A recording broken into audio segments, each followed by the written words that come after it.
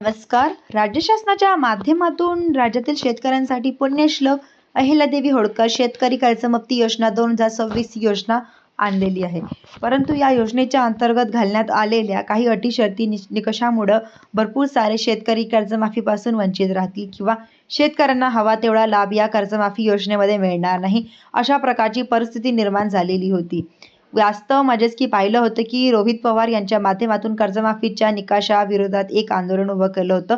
या आंदोलनाच्या मागे येत असताना मुख्यमंत्र्यांसोबत एक बैठक करून या संदर्भातील मुद्दे मुख्यमंत्र्यांसमोर मांडले जातील अशा प्रकारचे एक आश्वासन देण्यात आलेलं होतं. याच अनुषंगाने संपूर्ण महाराष्ट्रातील शेतकऱ्यांची लक्ष लागलेली होती आणि मुख्यमंत्री रोहित पवार यांच्या बैठकीमध्ये हीच बैठक आज म्हणजेच की आयोजित करण्यात आलेली होती. विरोधी पक्षांचे भरपूर सारे नेते, काँग्रेसचे खासदार, कारण काँग्रेसचे आमदार यांच्या माध्यमातून पीक विम्याच्या प्रश्नावरती आज उपोषण आंदोलन देखील करण्यात आलेलं होतं व पशुमर्ती काँग्रेसचे आमदार याचबरोबर रोहित पवार, जितेंद्र आव्हाड या संदर्भातील उपस्थिती एक महत्त्वपूर्ण अशी बैठक या ठिकाणी पार पाडलेली आहे. बैठकीमध्ये 2019च्या कर्जमाफीचा लाभ मिळालेल्या शेतकऱ्यांवरती कशा प्रकारे अन्याय होतो या ठिकाणी निदर्शनार्थ दाखवून आणलेलं आहे.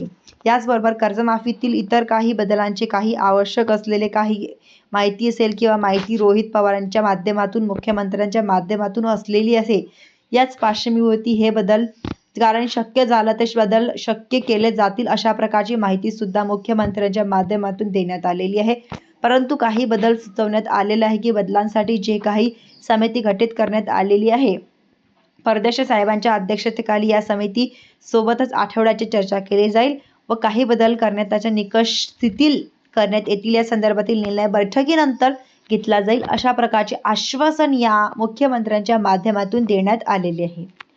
म्हणजेच की आता आठवड्याची प्रतीक्षा शेतकऱ्यांना करावी लागणार आहे. एकंदरीत आपण जर पाहिलं तर कर्जमाफीची प्रक्रिया अगदी युद्ध स्तरावरती पार पाडल्या जात आहे. शेतकऱ्यांची माहिती अपलोड केली जाते, शेतकऱ्यांचा डाटा सबमिट केला जातो, परंतु कर्जमाफी योजनेसाठी निधीची तरतूद करण्यात आलेली नाही आणि जे काही बिल आहे ती म्हणजे की पास करण्यात आलेलं आता लवकरच राज्यपालाची यांच्यावरती सही होईल आणि पुढे वित्त विभागाच्या माध्यमातून यांचा निधी वितरित केला जाईल.